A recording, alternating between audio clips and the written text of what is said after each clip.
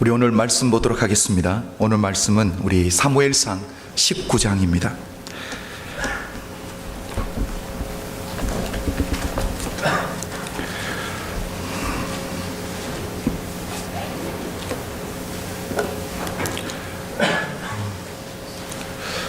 우리 사무엘상 19장 1절부터 마지막 절인 24절까지 볼 텐데요. 우리가 함께 읽을 말씀은 1절부터 10절까지 다 함께 봉독하도록 하겠습니다.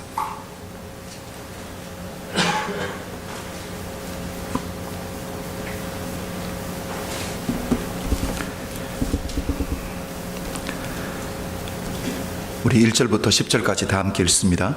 1절입니다. 사울이 그 아들 요나단과 그 모든 신하에게 다윗을 죽이라 말하였더니 사울의 아들 요나단이 다윗을 심히 기뻐하므로 그가 다윗에게 고하여 가로되 그러므로 이제 청하노니 아침이 조심하여 은밀한 곳에 숨어 있으라. 내가 나가서 너 있는 들에서 내 부친 곁에 서서 내 일을 내 부친과 말하다가 무엇을 보거든 내게 알게 하리라 하고, 요나단이 그 아비 사울에게 다윗을 포장하여 가로되 원컨대 왕은 신하 다윗에게 범죄치 마옵소서. 그는 왕께 득죄하지 아니하였고 그가 왕께 행한 일은 심히 선함이니이다. 그가 자기 생명을 아끼지 아니하고 블레셋 사람을 죽였고 여호와께서는 온 이스라엘을 위하여 큰 구원을 이루셨으므로 왕이 이를 보고 기뻐하셨거늘 어찌 무고히 다윗을 죽여 무죄한 피를 흘려 범죄하려 하시나이까. 여호와께서 사시거니와 그가 죽임을 당치 아니하리라. 요나단이 다윗을 불러 그 모든 일을 알게 하고 그를 사울에게로 인도하니 그가 사울 앞에 여전히 있으니라. 전쟁이 다시 있으므로 다윗이 나가서 블레셋 사람들과 싸워 그들을 크게 도륙하며 그들이 그 앞에서 도망하니라. 사울이 손에 단창을 가지고 그 집에 앉았을 때에 여호와의 부르신 악신이 사울에게 접하였으므로 다윗이 손으로 수금을 탈 때에 사울이 단창으로 다윗을 벽에 박으려 하였으나 그는 사울의 앞을 피하고 사울의 창은 벽에 박힌지라. 다윗이 그 밤에 도피하매. 아멘. 다윗의 이야기는 사무엘상 18장부터 시작합니다. 예상이 없는 사무엘 선지자의 베들레헴 방문을 통해서 다윗은 차기 이스라엘 왕으로 기름 부음을 받게 됩니다. 다윗의 인생이 자신의 계획과 자신의 생각과 상관없이 흘러가기 시작하는 순간이었다라는 거죠. 이 일인 후에 바로 일어났던 일이 무엇입니까? 골리앗과의 싸움에서 다윗은 민족의 영웅으로 혜성과 같이 나타나게 됩니다. 이런 상황들을 볼 때 하나님이 사무엘 선지자를 통해서 다윗에게 기름 부어주셨던 그 일, 그러니까 이스라엘의 왕이 되는 그 일이 이제 곧 막 보여질 것만 같은, 이제 곧 막 이루어질 것만처럼 보여지기 시작하는 상황이었다라는 거죠. 그런데 이게 웬일입니까? 현실은 어땠습니까? 현실은 그게 아니었다라는 거죠. 다윗의 인생에 고난과 환난이 끊임없이 계속적으로 일어나게 되었다라는 사실입니다. 여러분, 다윗 입장에서 이 모든 것을, 이 모든 정황을 한번 본다라고 생각해 보십시오. 다윗 입장에서 보면 불평을 가질 만한 충분한 이유가 있다라는 거죠. 다윗이 자원해서 하나님께 내가 왕이 되겠다라고 했던 적도 없고요. 다윗이 하나님 앞에 내가 이 민족을 하나님 내가 세워보겠습니다라고 작정 기도하면서 하나님 내게 기름 부어달라고 기도했던 적도 없다라는 거죠. 그렇다고 다윗은 자기 인생에서 자기가 살고 싶은 대로 자기가 계획했던 대로 살아가다가 고난과 환난을 경험하고 있었던 것은 더더욱 아니었다라는 거죠. 다윗은 하나님이 계획하신 대로 하나님이 생각하는 대로 그냥 흘러가고 끌려가고 있었다라는 거죠. 그런데 이미 우리가 너무 잘 알고 있듯이 다윗은 하나님의 이 훈련과 단련을 잘 통과한 후에 하나님이 기뻐하시는 하나님 아버지의 마음에 합당한 왕으로 세워지게 되었다라는 거죠. 저는 이 말씀을 묵상할 때 하나님께서 제게 아주 깊은 새로운 깨달음을 하나 주신 것이 있습니다. 내 인생은 내가 계획하고 내가 생각한 대로 흘러가지 아니해도 괜찮겠다라는 깨달음입니다. 여러분, 이게 무슨 깨달음이냐면 내 인생은 내가 생각하고 내가 계획하는 대로 진행되는 것보다 하나님이 계획하시고 하나님이 생각하는 대로 흘러가는 게 더 복된 길이기 때문인 줄로 믿습니다. 저는 이번 주 계속 하나님의 말씀, 오늘 본문 말씀을 묵상하면서 특히 다윗의 삶을 묵상하면서 떠올랐던 한 가지 말씀이 있습니다. 우리 주님이 부활하시고 승천하시기 전에 베드로에게 주셨던 말씀입니다. 요한복음 21장 18절 말씀인데 여러분 한번 들어보십시오. 젊어서는 내가 스스로 띠뛰고 원하는 곳으로 다녔거니와 늙어서는 내 팔을 벌리리니 남이 내게 띠띠우고 원치 아니하는 곳으로 데려가리라. 여러분, 마지막 이 부분, 이제는 베드로 스스로 내 띠를 내가 띠는 것이 아니라 남이 베드로에게 띠를 띠우고 내가 원치 않는 길을 데려간다라는 이 말씀, 주님께서 베드로가 어떻게 죽어야 할지에 대해서, 순교에 대해서 주님이 예언하신 말씀이라는 것 우리가 너무 잘 알고 있습니다. 여러분, 순교 자체만을 한번 보십시오. 순교 자체만을 보면 주님이 말씀하신 것처럼 내가 스스로 띠뛰는 것도 아니고 내가 가고 싶지 않은 그 길 데리고 가는 길입니다. 내가 끌려가서 당하는 것이 순교입니다. 여러분, 순교 자체만 보면 얼마나 두려운 현상인지 모릅니다. 그런데 베드로가 순교를 당함으로 말미암아 베드로의 피가 그 땅에 뿌려짐으로 말미암아 복음의 씨앗이 그 땅에 뿌려진 것에 대해서는 어느 누구도 의심할 수 없다라니까요. 순교의 피를 통해서 그 땅에 생명의 열매가 맺혀진 부분에 있어서는 어느 누구도 의심할 수 없다라는 사실이죠. 뿐만 아니라 베드로가 정말 복음을 위해서 자기의 생명까지 내려놓게 되었을 때 우리 하나님은 저 천국에서 베드로를 위해서 생명의 면류관을 준비하고 기다리고 계신다라는 사실이죠. 사랑하는 성도 여러분, 베드로가 그 순교의 길을 스스로 자원해서 걸어갔던 것 전혀 아닙니다. 베드로는 주님이 계획하신 길 그냥 따라갔을 뿐이고, 그리고 남이 띠띠우는 대로 내가 원치 않지만 남이 데려가는 길로 갔는데 그 길이 바로 순교의 길이었다라니까. 그런데 그 길을 가고 났더니 어떻게 됐습니까? 내가 원치 않는 길이지만 하나님이 계획하셨던 그 길을 걷고 나니까 어떤 일이 벌어졌습니까? 그 길을 통해서 복음의 씨앗이 뿌려진 줄로 믿습니다. 그 길을 통해서 하나님이 저 천국에서 베드로를 위해서 천국의 면류관, 생명의 면류관을 준비하고 계셨다라는 사실입니다. 저는 이 말씀을 또한 우리 성도님들의 삶에, 제 삶에 한번 적용해 보았습니다. 우리 인생도 한번 돌아보자라는 거죠. 여러분, 여러분의 인생을 한번 돌아보십시오. 여러분이 계획한 대로, 여러분이 생각한 대로, 여러분이 마음먹은 대로만 여러분의 인생이 흘러왔습니까?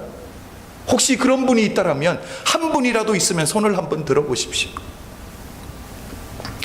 예외는 꼭 있는 거라서 이렇게 하면 예, 제 인생은 그렇습니다라고 말할 수 있는 분이 있을 것 같아서 그렇게 많지는 않을 거라는 거죠. 혹시 내 인생이 누군가에 의해서 끌려가고 있다면 여러분, 어쩔 수 없는 상황이라 이러지도 못하고 저러지도 못하는 상황에서 흘러가고 끌려가고 있다면 여러분, 그렇게 불평하지 않으셔도 될 것 같습니다. 여러분, 내가 끌려가는 그 길이, 내가 끌려는 가는데 억지로 끌려가고는 있는데 그 길이 결국 주님께로 인도되는 길이라면, 결국 하나님의 품으로 인도되는 길이라면, 결국 신앙의 성숙함과 성품의 성숙함으로 나아가는 길이라면 여러분, 그냥 끌려가 보자라는 거예요. 그냥 흘러가 보자라는 거예요. 주님이 우리 인생을 인도하는 대로 한번 끌려가 보자라는 거죠. 우리 주님께서 결국 협력하여 선을 이루시게 될 줄로 믿습니다. 저는 이 말씀을 묵상하다가 떠올랐던 한 사람이 있습니다. 바로 구레네 시몬입니다. 구레네 시몬은 주님의 십자가를 짊어지고 골고다 언덕을 함께 올라갔던 사람입니다. 자기가 자원해서 십자가를 짊어졌던 것 결코 아니잖아요. 자신의 생각과 자신의 계획과 전혀 상관없이 억지로 강제적으로 로마의 군사에 의해서 십자가를 짊어지고 올라갔던 거예요. 여러분, 십자가는 사형의 틀입니다. 누가 그 십자가를 짊어지기를 원하겠습니까? 아무리 남의 것이라고 해도 그 십자가를 짊어진다라는 그 자체 어느 누구도 좋아하지 않을 거예요. 그런데 구레네 시몬은 억지로, 강제로, 어쩔 수 없는 상황 속에서 주님의 십자가를 짊어지고, 그런데 끝까지 골고다 언덕을 올라갔다라는 사실입니다. 그런데 구레네 시몬은 자원에서 짊어졌던 십자가가 아닌데, 우리가 성경을 보면 그 길이 결국 복된 길이 되었다라는 것을 우리는 성경에서 찾아볼 수 있습니다. 여러분, 우리 주님이 부활하시고 승천하신 이후에 남겨진 기록들을 보면 이 구레네 시몬의 가정이 하나님 앞에 얼마나 축복을 받는 가정으로 변화되는지를 하나님이 우리에게 보여주신다는 사실입니다. 바울이 로마서를 마무리하면서 로마에 있는 교회 성도님들에게 문안 인사를 드리는 부분에서 여러분, 우리가 볼 수 있는 것이 한 가지가 있는데, 바울 사도가 이 구레네 시몬의 아내를 어떻게 부르는지 그 호칭을 제가 성경에서 한번 읽어드리겠습니다. 로마서 16장 13절 말씀입니다. 주 안에서 택하심을 입은 루포와, 여기서 말하는 루포는 바로 구레네 시몬의 아들입니다. 루포와 그 어머니에게, 구레네 시몬의 아들의 어머니니까 분명히 구레네 시몬의 아내를 이야기하는 거겠죠. 그 어머니에게 문안하라. 그 어머니는 곧 내 어머니니라. 사랑하는 성도 여러분, 사도 바울이 구레네 시몬의 아내를 어떻게 호칭하고 있습니까? 내 어머니다, 믿음의 어머니다라고 부르고 있다라는 것. 여러분, 구레네 시몬의 가정이 이렇게 신앙의 가정으로 아름답게 세워진 줄로 믿습니다. 구레네 시몬은 어쩔 수 없이 그 상황 속에서 로마 군사에 의해서 억지로 짊어졌던 십자가였습니다. 시몬의 인생에 전혀 계획이 없었던 일, 상황 속에서 그냥 이루어지고 끌려갔던 일이었습니다. 그런데 억지로 끌려가는 그 길이 결국 주님 만나는 길이었는 줄로 믿습니다.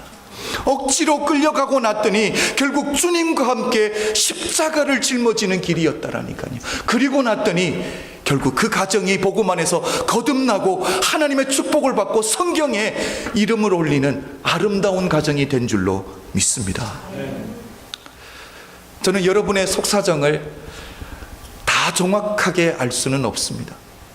그러나 우리 사랑하는 성도님들이 이렇게 개척교회를 섬긴다라는 것, 아무것도 없는 곳에서 처음부터 함께 새롭게 이렇게 만들어 간다라는 것, 분명히 하나님의 축복 맞습니다. 알고 있습니다. 그런데 알지만 그렇게 실질적으로 산다라는 것, 개척교회의 삶을 드리고 이렇게 헌신하며 살아드린다라는 것, 쉽지 않은 것 또한 제가 잘 알고 있습니다. 왜냐하면 저도 처음부터 목회자의 길을 갔던 사람이 아니라 중간에 전공을 바꾸면서 목회자가 됐던 사람이기 때문에 어느 정도 그래도 평신도의 마음은 조금 이해는 하고 있다라는 거죠. 여러분, 우리 교회를 보면 여전히 부족한 것 얼마나 많습니까? 한두 주 사이에 많이 좋아졌습니다. 그렇죠? 교회에 이사 들어온 지 이제 한 반년 조금 넘었는데 교회 살림도 엄청 늘었습니다. 그런데 여전히 부족함들이 많이 있다라니까요. 여러분, 그냥 이성적으로 합리적으로만 생각해도 개척교회를 섬긴다라는 것은 똑똑한 선택이 아닌 것처럼 보일 수 있습니다. 마음에 성도님들 안에 갈등이 있을 수도 있습니다. 그런데 이런저런 이유 때문에 어쩔 수 없이 나오게 되고 어쩔 수 없이 끌려오게 됐다라면 여러분, 그것도 하나님의 은혜라는 사실을 기억하십시오. 내가 억지로 어쩔 수 없이 나갈 수 없는 상황에서 끌려오고 봤더니 그것이 끌려오고 보니까 하나님의 전이었고 그곳에서 함께 하나님을 예배할 수 있었고 하나님의 영광을 맛볼 수 있었다라면 결국 그 길이 복된 길이 될 줄로 믿습니다. 결국 여러분과 여러분의 자녀들의 인생 가운데 하나님의 복이 임할 줄로 믿습니다. 여러분, 주님도 보십시오. 우리 주님께서 걸어가셨던 그 십자가의 길은 어느 누구도 함께 가줄 수 없는 길이었어요. 주님 홀로 외롭게 걸어가셨던 죽음의 길이 바로 십자가의 길이었습니다. 그런데 우리 주님도 겟세마네 동산에서 얼마나 괴로웠으면 할 수만 있으면 이 잔을 내게서 지나가게 해달라고 우리 주님이 그렇게 기도하셨을까요? 여러분, 그런데 그 십자가의 길을 우리 주님은 주님의 뜻대로가 아니라 아버지의 뜻대로 그냥 걸어갔다라는 사실입니다. 내가 원해서 갔던 길은 아닙니다. 그러나 아버지의 뜻 붙들고 걸어갔더니 그 십자가의 길 끝이 무엇이냐라니까요. 죄로 인해서 죽었던 우리를 구원해 주신 줄로 믿습니다. 우리 주님이 부활하셨을 때 하나님의 보좌의 영광 가운데 그 오른쪽에 우리 하나님이 앉혀주신 줄로 믿습니다. 우리 크로스로드에 속한 모든 성도님들은 바로 이 십자가의 길을 걸어야 되는 줄로 믿습니다. 사랑의 길을 걸어가야 되는 줄로 믿습니다. 섬김의 길을 걸어가야 되는 줄로 믿습니다. 우리가 이 길을 걸어가야 될 분명한 이유가 있다라는 거죠. 왜 그렇습니까? 우리도 주님처럼 이 길을 결단하고 걸어가다 보면 우리가 걸어간 그 길을 돌아볼 때 우리 때문에 생명을 얻는 사람들이 수없이 일어나게 될 줄로 믿습니다. 뿐만 아니라 우리가 그 길을 걸어감으로 말미암아 그 길 끝에서 생명의 면류관을 준비하고 계신 그 주님을 우리가 언젠가는 만나게 될 줄로 믿습니다. 중요한 것은 이 길은 아무나 쉽게 걸어갈 수 있는 길은 아니라는 거예요. 우리 주님도 십자가를 앞두고 얼마나 고민되셨으면 제자들을 향해서 고민하여 죽게 되었다라고 표현하셨을 거예요.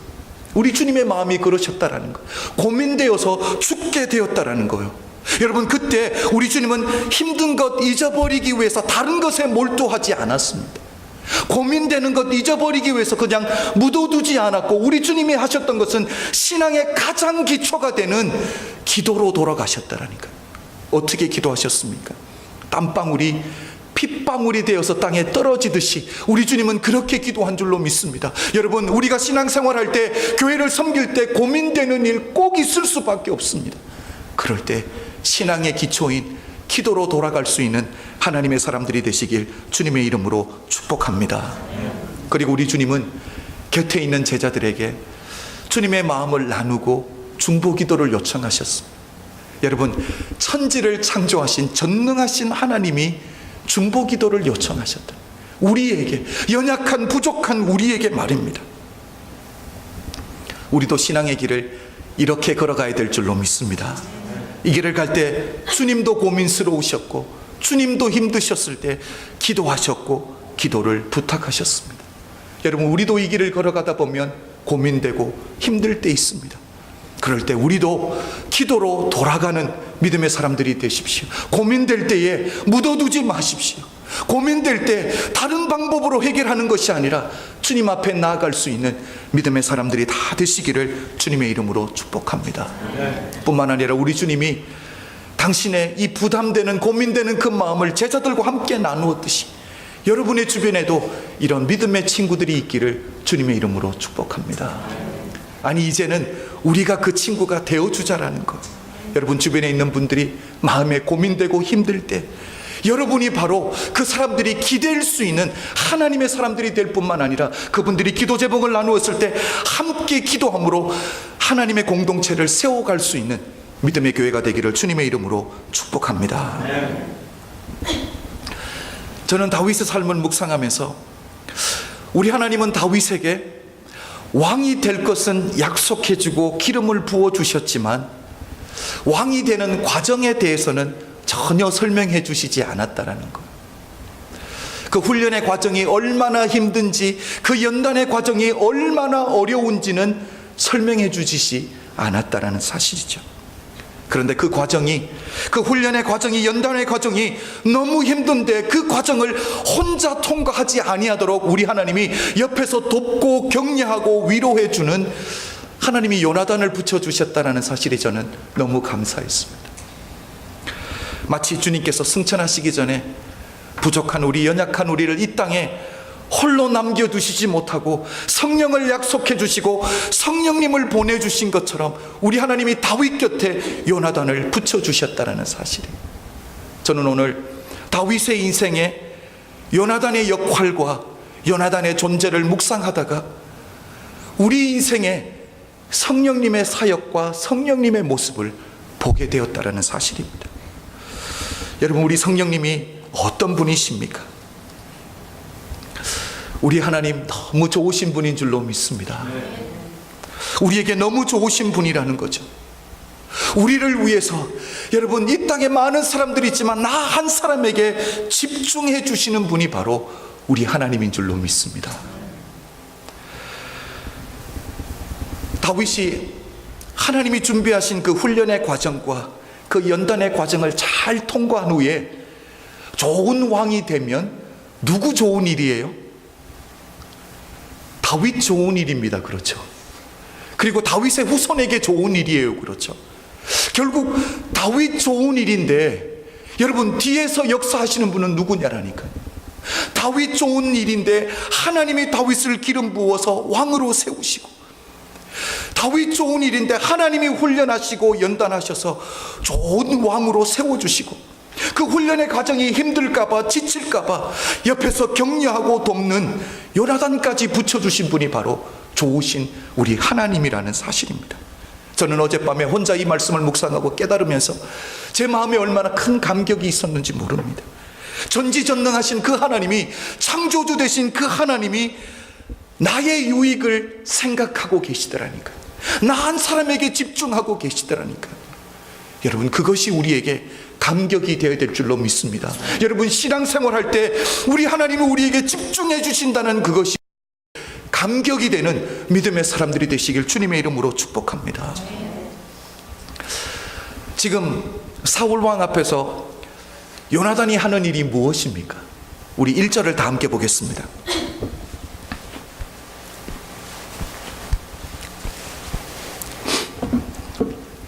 우리 1절 다 함께 읽습니다. 시작. 사울이 그 아들 요나단과 그 모든 신하에게 다윗을 죽이라 말하였더니, 거기까지만요.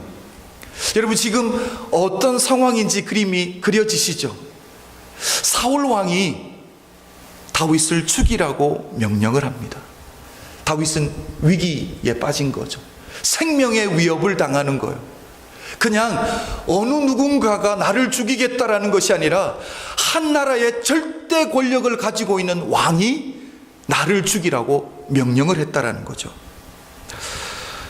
저는 이 부분을 묵상하다가 요나단이 다윗을 돕는데 무작정 감정적으로 도와주는 것이 아니라 하나님의 지혜로 세 단계를 통해서 잘 도와주고 있다는 사실을 보게 되었습니다. 그 세 단계가 뭔지 여러분, 제가 한번 나눠볼게요. 첫 번째는 무엇입니까? 요나단이 이 소식을, 다윗이 위기에 처했다라는 이 소식을 다윗에게 먼저 전해주는 것이 첫 번째였습니다.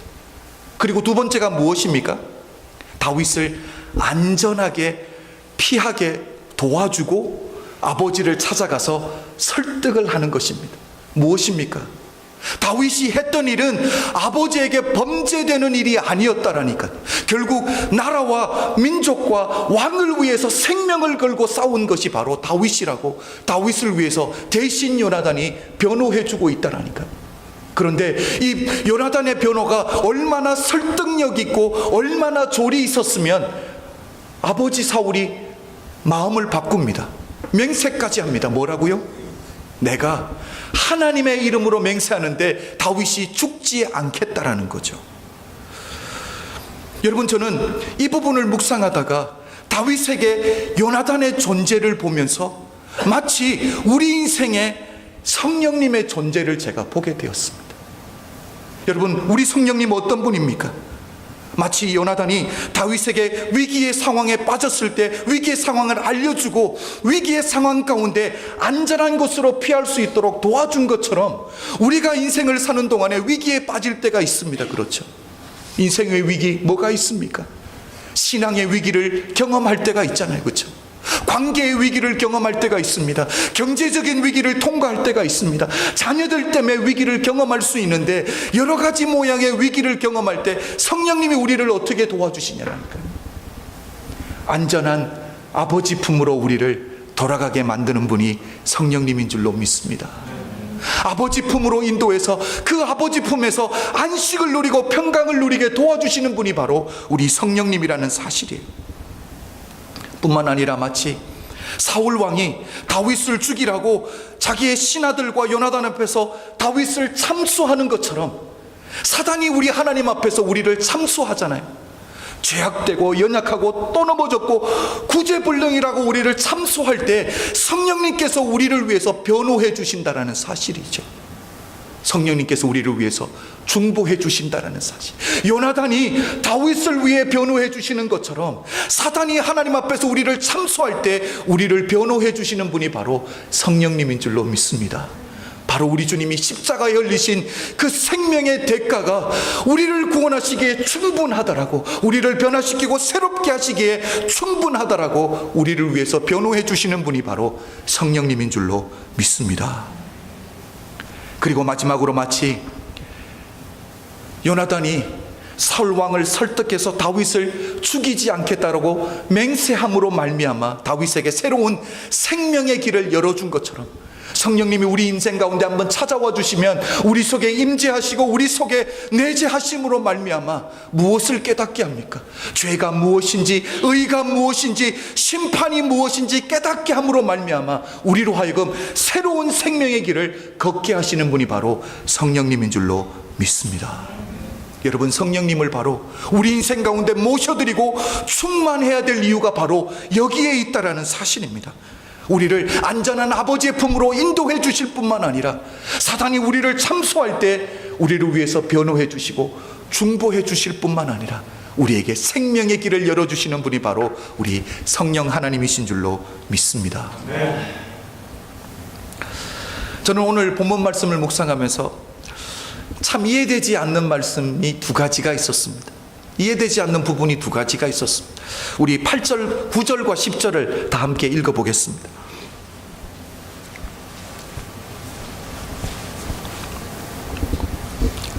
9절과 10절입니다.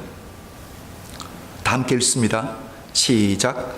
사울이 손에 단창을 가지고 그 집에 앉았을 때에 여호와의 부르신 악신이 사울에게 접하였으므로 다윗이 손으로 수금을 탈 때에 사울이 단창으로 다윗을 벽에 박으려 하였으나 그는 사울 앞을 피하고 사울의 창은 벽에 박힌지라 다윗이 그 밤에 도피하매.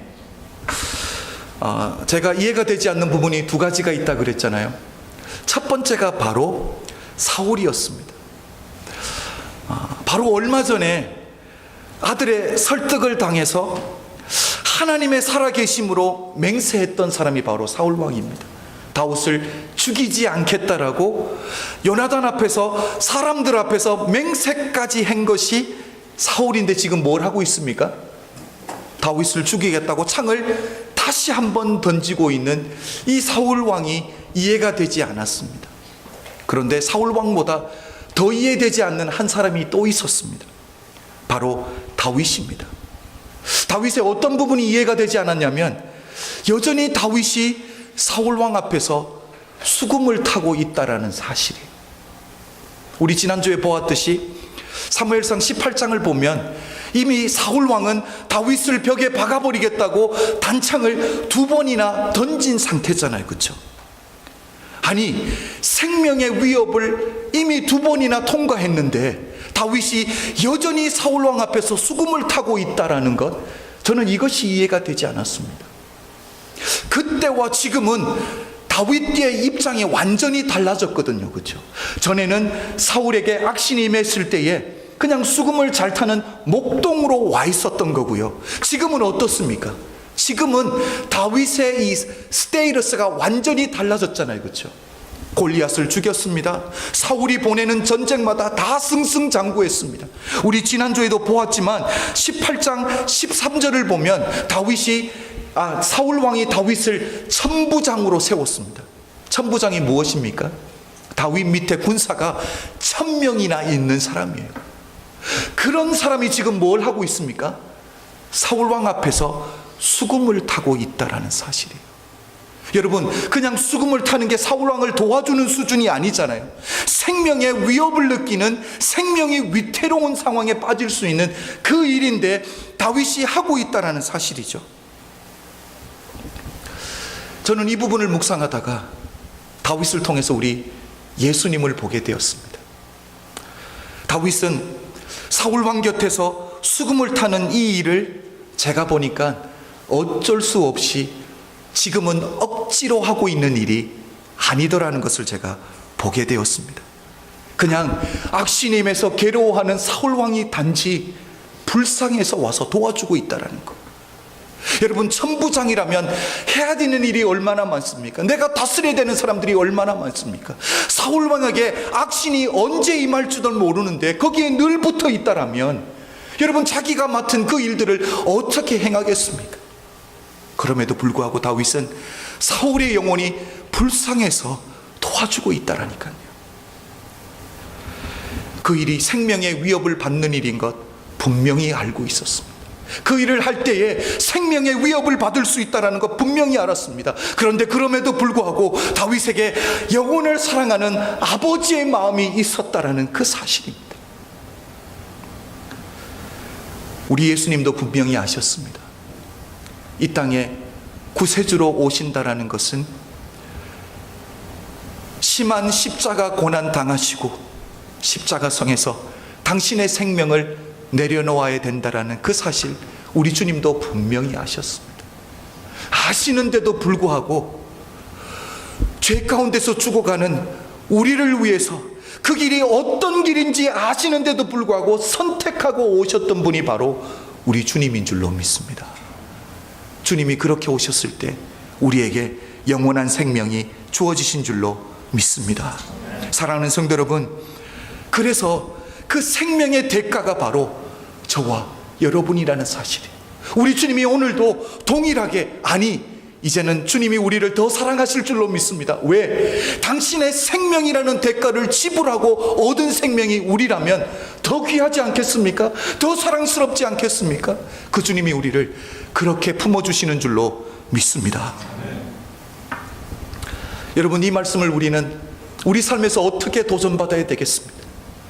우리도 인생을 살아가는 동안에 사랑할 수 없는 자를 주님처럼 사랑할 수 있고, 용서할 수 없는 자를 주님처럼 용서해 줄 수 있고, 품을 수 없는 자를 주님처럼 품어주는 자들이 될 수 있는 하나님의 사람들이 되시길 주님의 이름으로 축복합니다. 여러분, 이거 우리 힘으로 할 수 없습니다. 우리 결단으로 할 수 있는 것이 아닙니다. 성령님의 도움이 필요한 줄로 믿습니다. 여러분, 다윗의 인생에 요나단이 있었던 것처럼, 우리 인생에 성령님이 계셨던 것처럼 우리도 이제는 어느 누군가의 인생에 요나단이 되어주는 하나님의 사람들이 되시길 주님의 이름으로 축복합니다. 여러분, 사울왕의 인생에 다윗이 있어서 그 영혼을 불쌍하게 해주고 그 영혼을 품어주었던 것처럼 나를 죽이기 위해서 창을 던지는 그 영혼까지 품어주는 다윗이 있었던 것처럼 여러분도 이제 어느 누군가의 인생에 다윗이 되어질 수 있는 하나님의 사람들이 다 되시기를 주님의 이름으로 축복합니다. 그런데 이것 우리의 힘으로 되지 않습니다. 성령님이 우리 인생 가운데 임하셔야 되는 줄로 믿습니다. 그래서 오늘 마지막 우리 신앙의 고백을, 성령님을 우리 인생 가운데, 따뜻한 성령님을 우리 인생 가운데 모셔드리고 성령님 우리 삶 가운데 우리를 도와달라는 신앙의 고백을 찬양으로 드릴 수 있기를 간절히 원합니다. 우리 다 일어나서 하나님 앞에 찬양으로 우리 신앙을 고백하겠습니다.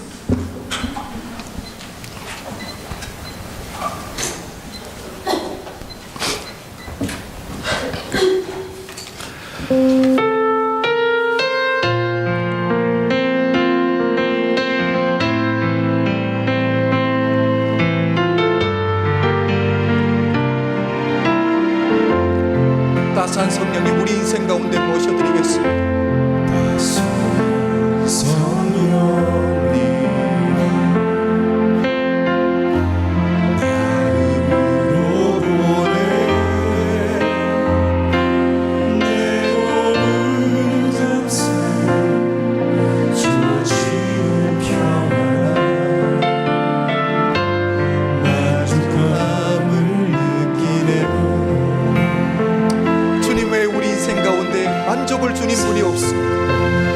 주님, 우리 인생 가운데 그 성령님 우리 인생 가운데 찾아올 수 있는 우리의 마음을 주님을 향해서 활짝 열어드리는 하나님의 사람들이 되어야 될 줄로 믿습니다.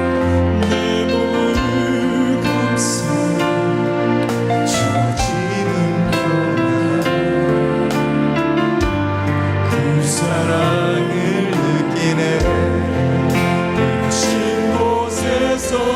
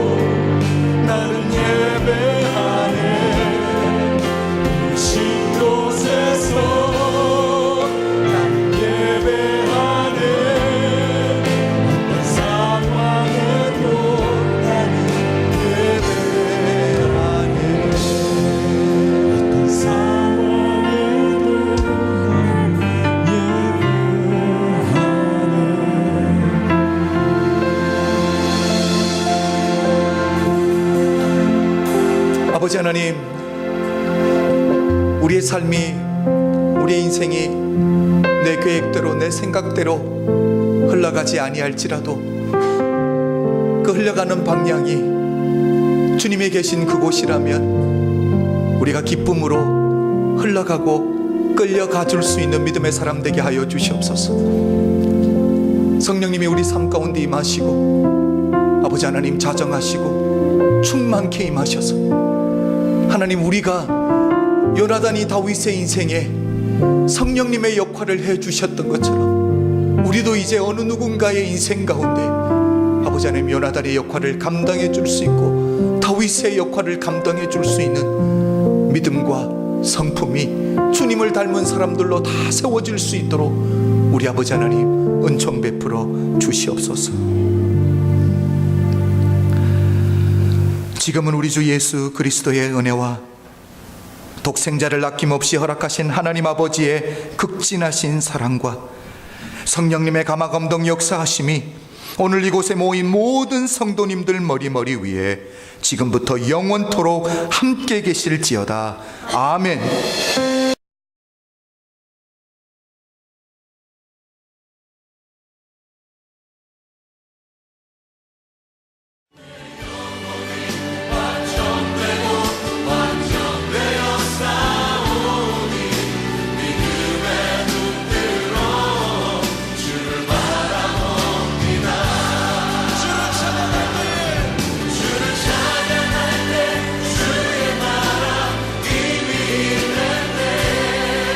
그